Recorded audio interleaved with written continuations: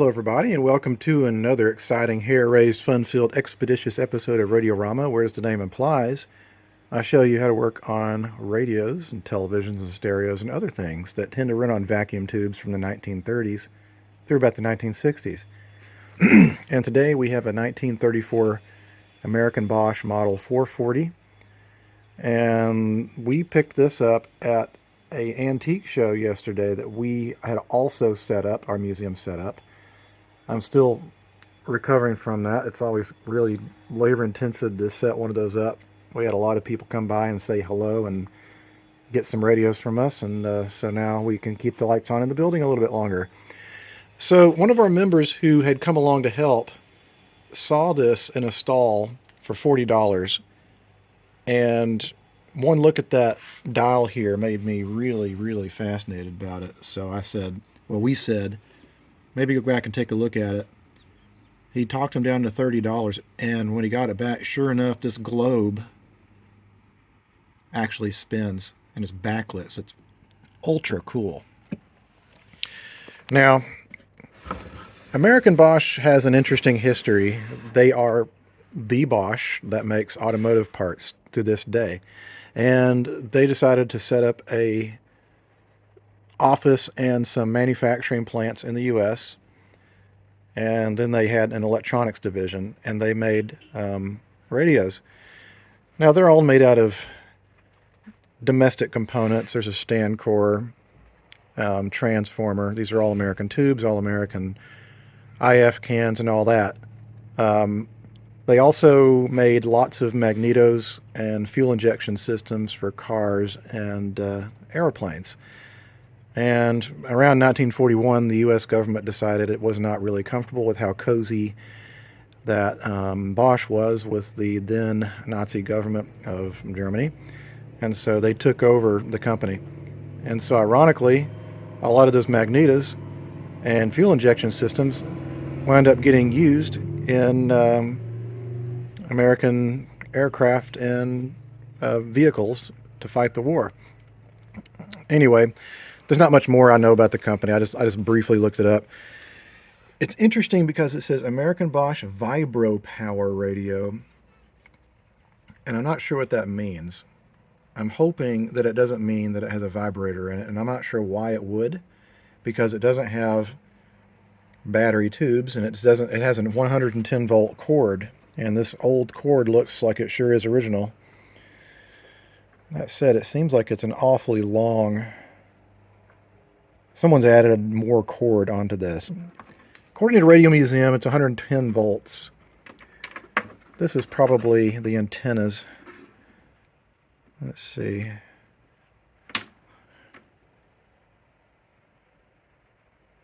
I'm guessing this must be the antenna connector.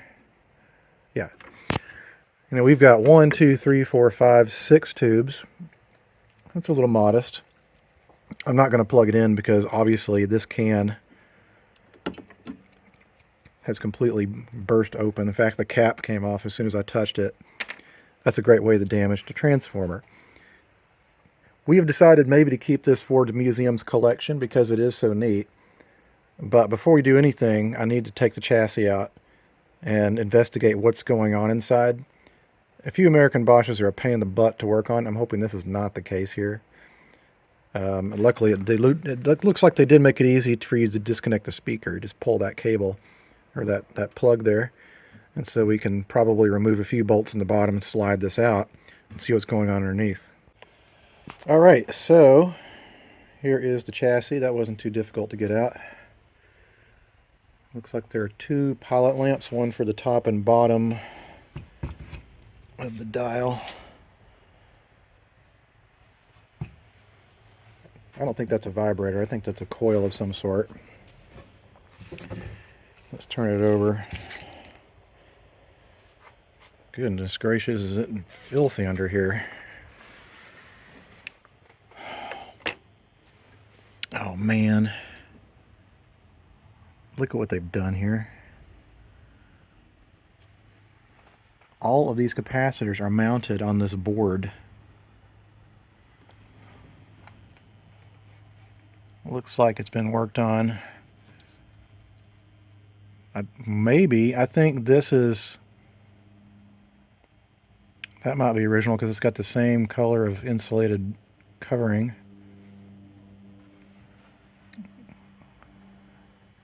I'm probably going to get the schematic for this guy. These are so filthy and tar soaked that I'm not going to be able to read the values on them. Let's see, where's the bottom of that? Here's the bottom of that giant can. And all the wiring is going to nothing related to power. So that, I'm not sure why they called it a vibro power radio. Maybe they just liked the name. Let's see, where's the underside of those? The underside of the electrolytics are here. And they're both still in circuit. So those are definitely bad. I don't see any signs of obvious damage to the capacitor. I mean the transformer. Some weird stuff in here. First of all, the underside and the top and bottom are just absolutely filthy. So I'm going to take it outside and get a dry paintbrush and my leaf blower. See if I can clean this up. I just hate working on filthy electronics. Well, you know, there's not a very good schematic for this thing. It's a poor print. And my printer is not working right now for some reason, so I'm hoping it'll come back around so I can print this out. Looks like this entire capacitor has been replaced. All the cords are cut, so I'm suspecting these are newer. We've got this electrolytic, this one here, and this one here. So those three have been replaced. I think that's original to the set. This capacitor board is going to be the problem. I'm hoping that what I can do, if I can't get a decent enough schematic, I see the labels. I'm hoping I can just clean off enough of this filth to read the values, because they're all crammed in here. It's like an early PC board. What a strange way to make a radio. It's like completely unnecessary to do it that way. Makes me wonder, was there German engineering influence going on with this thing? We're like, no, you can't do it the easy way. Let's put it all on this board so their future repairmen will have a hell of a time trying to figure it out. Anyway, I'm just bitching. So while I'm waiting for my printer to try to come around, I can replace this one. There's only one value in that, so that's easy enough. And then we'll replace these three guys. And since someone already did a nice, neat job of relocating them, I'll just follow their path, because there's no sense in running wires everywhere. This guy looks melted. I don't trust any of these capacitors. They've got to be replaced before I even think about powering this thing up. Alright, so the electrolytics have all been replaced. I'm not sure what that is. I wonder if it's a cap. In fact, I wonder if it is the across the line cap. It's got a metal case. I don't know. I'd hate to replace that and it not actually be a cap. Printer is still not working, but I am going to go inside and at least see if I can read the print, even though it's poor. Maybe I can magnify it up on the screen. Well, the printer finally started to work again, and luckily it's pretty easy to read. Not a lot of values in here anyway, and so I should just be able to trace the stuff off the board. I mean, it's going to take a little more time, but if you look at it, actually it shouldn't be that bad, because you got, like, for example, the wire goes to this band switch, so it should be easy to determine what's going to that switch. And you've got this wire going to pin number 3 of whatever this tube is, so maybe it's not going to be too bad after all. I already found one of them on the schematic. This is the biggest cap of them all as far as paper caps go. It's a 0.5 rated, 200 volts. So we're on our way. Okay, so I'm probably about 40% through replacing the caps on this board. It's a gross job. Like the tar is everywhere. It's getting all over me, all over my tools. It's like the grossest radio I think I've worked on in a long time. It's like digging through snot. Okay, good. I got the board rebuilt. It's so weird seeing this in a early 30s radio. It looks like wrong era of electronics. There's a few more. There's two more critical caps that need to be replaced. These two guys. And I usually don't shotgun sets like this, but whatever, I did. And I'm going to bring it up on a Vernier and see if it actually works. Alright, so all the caps are replaced except for that guy. I'm looking at the schematic and I'm pretty convinced that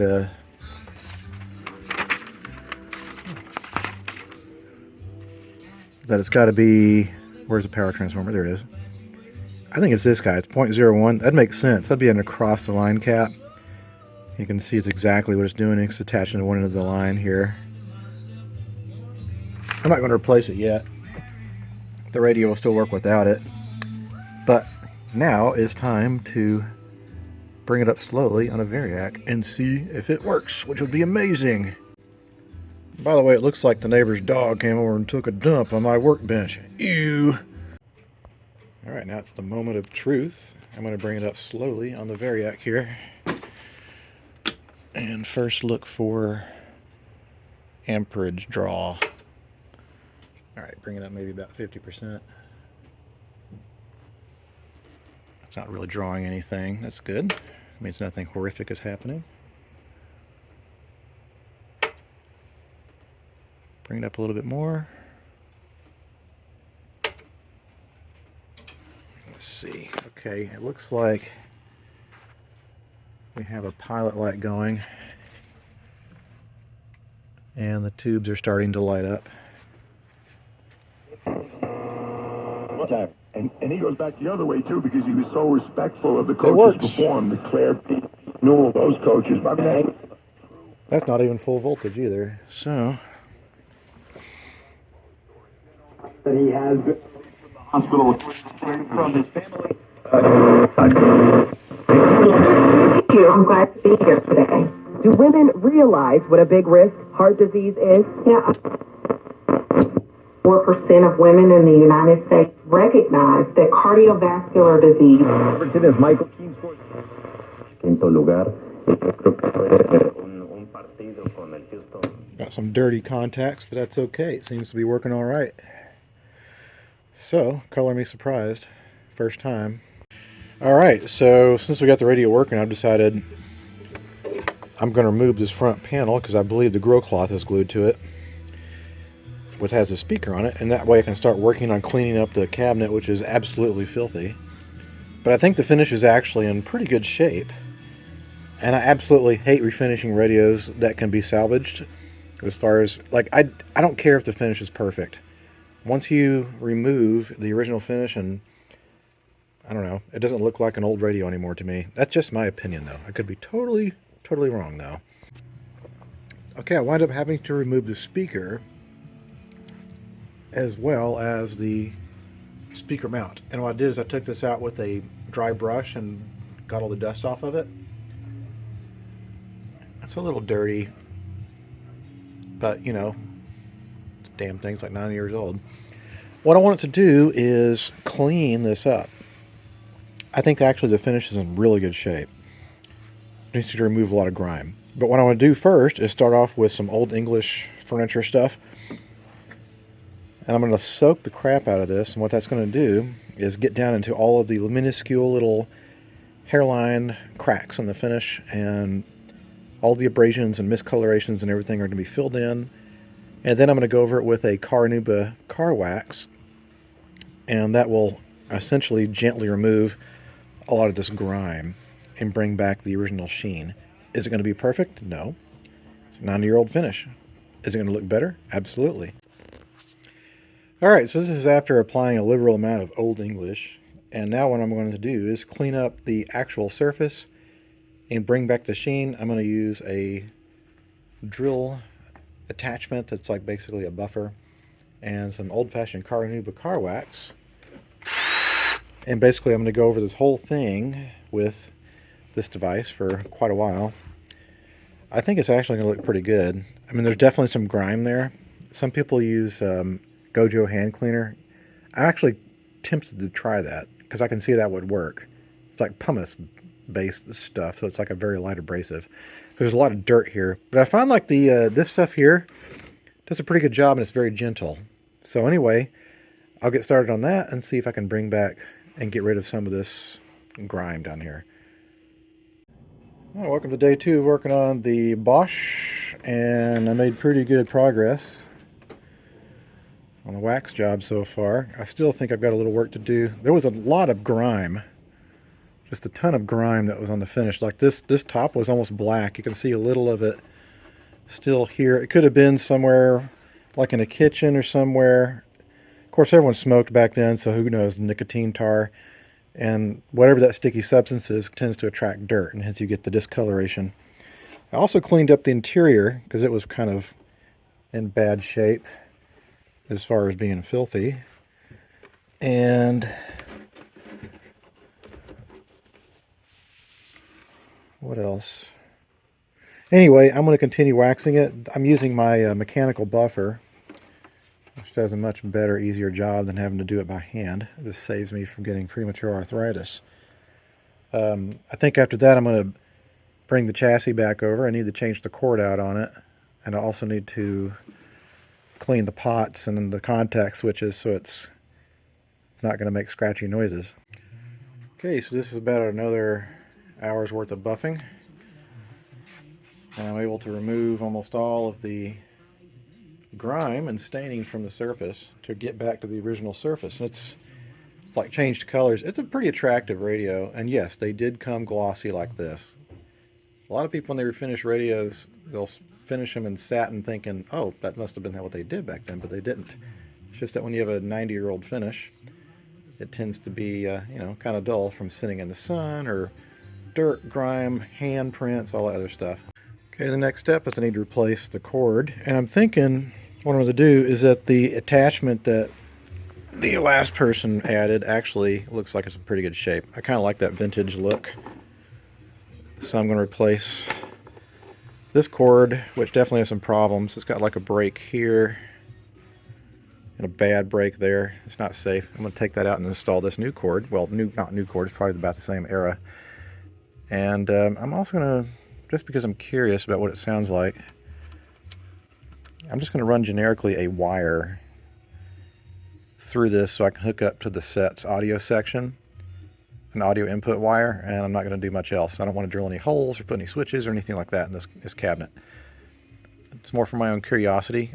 We're still deciding whether they're going to keep it for the museum or not. If we keep it from the museum, then I'll take it off. If it's going to get sold, then I'll leave it on, because it's got a big speaker and there's not much to listen to on AM. And if the user is a purist, it'd be very easy to remove that wire. It's not going to do anything really dramatic to the set. Well, Miss Duck suddenly showed up. She sneaks up on me in my garage every once in a while when she wants food. You want food? There's beer in there. I don't think you want beer. All right, let me get you some food. Anyway, I'm putting the cord on here. The old cord was unfortunately falling apart in my hands as I put it in there, so I got to use something safer, basically. All right, let me get food for the duck. All right, so I have run the audio line in. It's just real simple. It's just right and left channels run through a pair of resistors, 33 ohm resistors, and then the other side goes to ground. Since it's got a power transformer, it's isolated already. You don't need to add an isolation transformer. I just ran it out the same holes to plug. So if someone gets this and they're like, oh, I don't want that, they can snip it out in like 2 seconds. No big deal. The last thing I'm going to do is oil some of the components in the tuning mechanism and do some further clean detailing of the chassis. All right, last thing I'm going to do is try to free up this Vernier tuning. Right now it's turning all as one. And this center one should be turning independently. I put a little oil in it last night. It's starting to turn a little bit, but what I'm going to do is heat this up a little bit with the soldering iron, clean this up a little bit, get some oil in there, and oil everything else that moves in here so that it moves nice and smoothly. All right, so this is now working the way it should. This is fine tuning, and then this is coarse tuning. They both work independently now. They used to be stuck together. Anyway, I'm going to maybe shine the chassis a little bit more and also clean up the speaker, and then put it back in and see if it all works still. Alright, so I cleaned things up, and now I'm going to test the Bluetooth, see if the audio comes through or not. Should just come right through as soon as it warms up.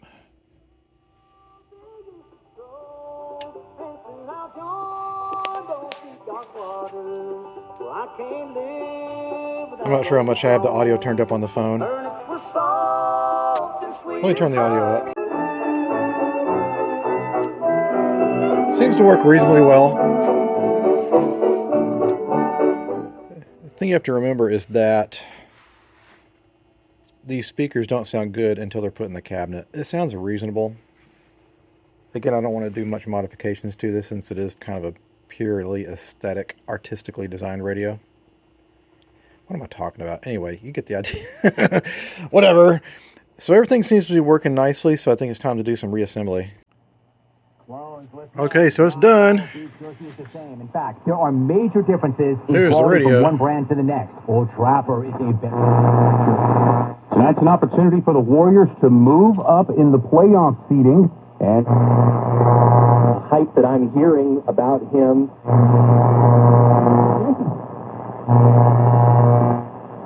Oops, any of the dial. My name is right now.